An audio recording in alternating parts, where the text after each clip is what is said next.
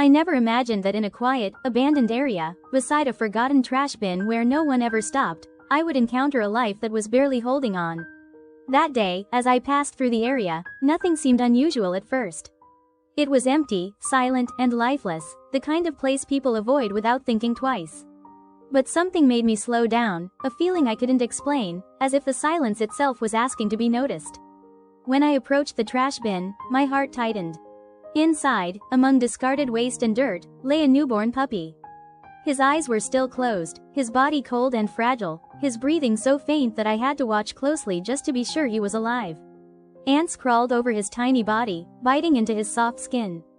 He was too weak to move, too young to understand what was happening, and too small to defend himself. It was painfully clear that he had been there for a while, slowly losing strength, waiting without knowing what he was waiting for. As I lifted him gently from the trash, I noticed something else. One of his front legs was missing. It wasn't an injury from the moment, it was a deformity he had been born with. In that instant, I understood why he had been abandoned. He was different. And because of that difference, someone had decided his life was not worth keeping. He was impossibly light in my hands, as if life itself had barely chosen to stay. I cleaned him as best I could right there, carefully removing the ants and wiping away the dirt. He didn't cry or struggle. He simply lay still, surrendering completely, as though he had already accepted whatever fate awaited him. I brought him home immediately.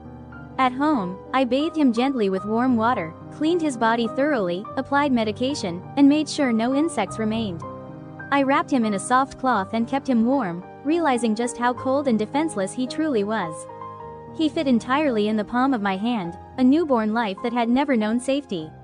I went out to buy milk suitable for newborn puppies and, lacking a proper bottle, used a syringe to feed him drop by drop. I was afraid he might choke, afraid he might not have the strength to swallow, but he tried. Each small swallow felt like a quiet victory. That night, I barely slept, waking again and again to check his breathing, his warmth, his fragile presence beside me.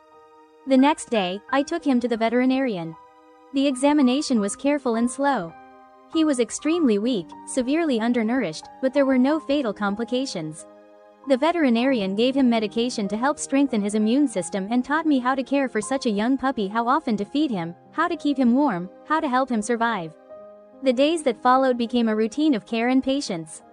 Feeding him with milk powder was costly, and the process was exhausting, but each day he grew a little stronger. He began to move more, to respond to touch, to cling to warmth.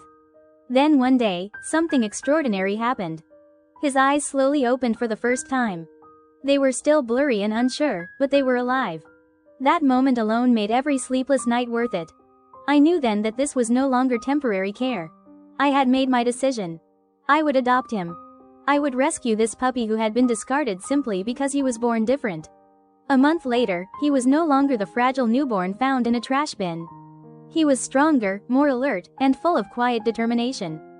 Despite missing one front leg, he learned to move, to adapt, to live without fear. He didn't see himself as broken. He simply lived. Today, he lives happily with me. He has warmth, food, care, and a home.